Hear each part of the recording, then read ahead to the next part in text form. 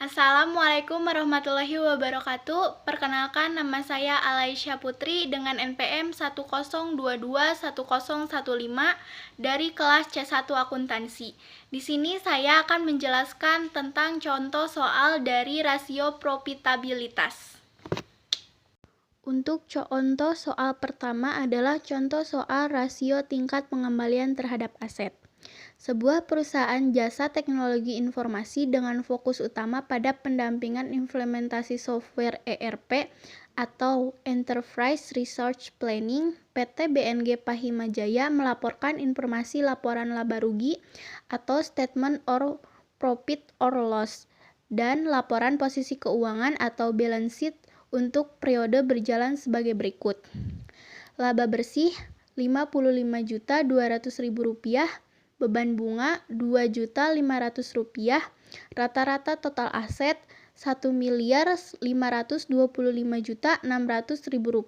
Pertanyaannya, dari informasi tersebut, berapa rasio tingkat pengembalian terhadap total aset?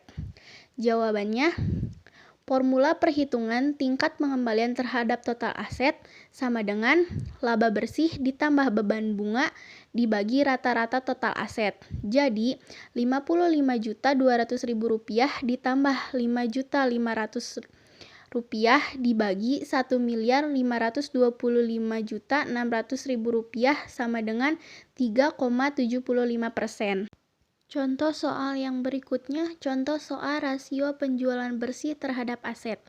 CV X Devi Ben Faham menjual aneka peralatan budidaya sistem hidroponik. Perusahaan menerapkan berbagai sistem pemasaran atau disebut dengan marketing mix atau bauran pemasaran dengan tujuan untuk mendongkrak omset penjualan. Pada periode pertama, setelah pengimplementasian strategi marketing mix, perusahaan ingin melakukan analisis penjualan. Apakah semakin naik, tetap, atau menurun? Dan data-data yang disajikan dalam laporan keuangan periode Mei 2022 adalah sebagai berikut. Penjualan bersih Rp145 juta, rata-rata total aset Rp100 juta. Pertanyaannya, hitunglah rasio penjualan bersih terhadap aset. Jawabannya, rasio penjualan bersih terhadap aset sama dengan penjualan bersih dibagi rata-rata total aset, sama dengan Rp145 juta dibagi Rp100 juta, sama dengan 1,45.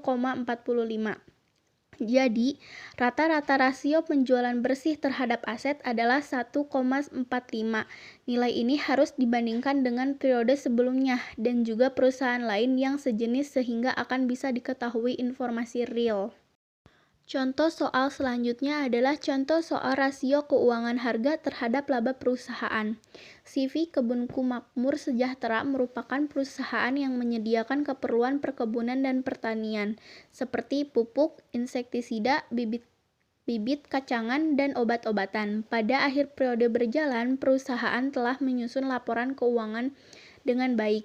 Pihak manajemen ingin mengetahui bagaimana hubungan antara laba dan harga saham melalui informasi dari pos-pos sebagai berikut. Net profit Rp65 juta, dividen saham preferen Rp2.600.000, jumlah lembar saham biasa yang beredar 6.000, harga pasar per lembar biasa Rp5.000. Persoalannya, A. Berapa laba setiap lembar saham biasa? B. Berapa rasio harga terhadap laba perusahaan? Jawabannya, yang A.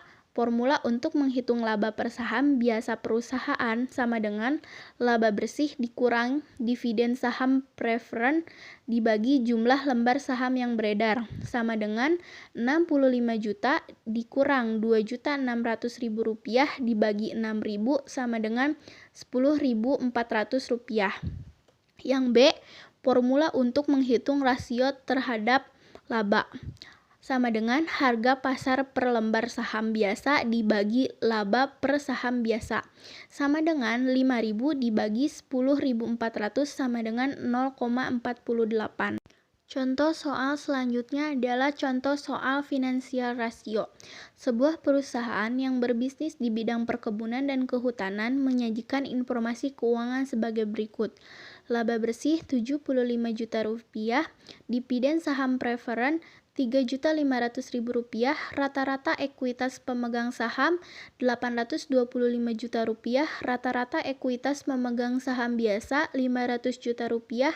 Pertanyaannya, A. Hitunglah tingkat pengembalian terhadap ekuitas pemegang saham. B. Berapa tingkat pengembalian terhadap ekuitas pemegang saham biasa?